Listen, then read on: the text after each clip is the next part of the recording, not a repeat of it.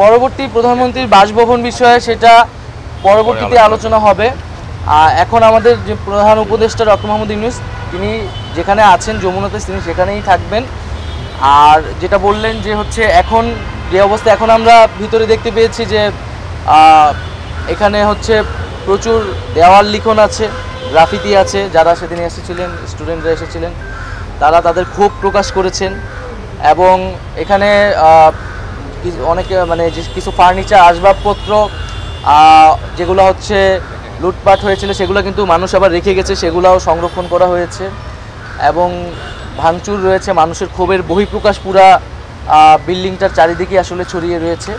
আমরা চেষ্টা করব সেই ক্ষোভগুলোকে যথাসম্ভব ইনটেক্ট রেখেই জাদুঘরের কার্যক্রমটা করা।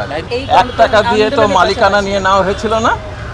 1 টাকা দিয়ে কি মালিকানা নেওয়া হয়েছিল? জনগণের ছিল কতখানি? আমরা জনগণের জন্য এটা উন্মুক্ত করার চিন্তা করতে এই মাসেই আমরা কিন্তু শহীদ পরিবার যতটুকু পর্যন্ত আমরা তালিকা করেছি, তালিকা প্রায় শেষের দিকে, এবং সেই শহীদ পরিবারদের নিয়ে আমরা এই মাসে একটি স্মরণ সভার আয়োজন করবো বেশ বড় করে আর কি। এবং সেখানে মূলত ফাউন্ডেশনের যে আমরা কার্যক্রমটি চলছে সেটির ঘোষণা হবে এবং আমাদের যেই আহতদের ব্যাপারে এবং শহীদ পরিবারদের ব্যাপারে যে কমিটমেন্টগুলো আর্থিক এবং অন্যান্য প্রতিশ্রুতিগুলো সেখান থেকে দেওয়া হবে এবং যে তালিকাটিও সেখান থেকে আমরা ঘোষণা করব। এটা এই মাসের মধ্যেই হবে।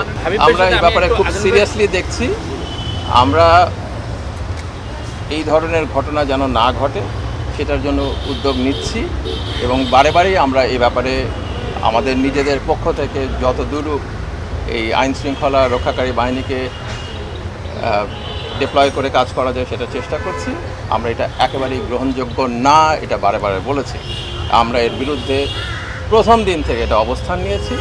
আমরা বারে বারে বলেছি আমাদের প্রতি যে আচরণ করা হয়েছিল ফ্যাসিবাদী শাসকের পক্ষ থেকে আমরা কোনোভাবেই সেই ধরনের আচরণ যেন কারো প্রতি না হয় সেটা এনশিওর করব।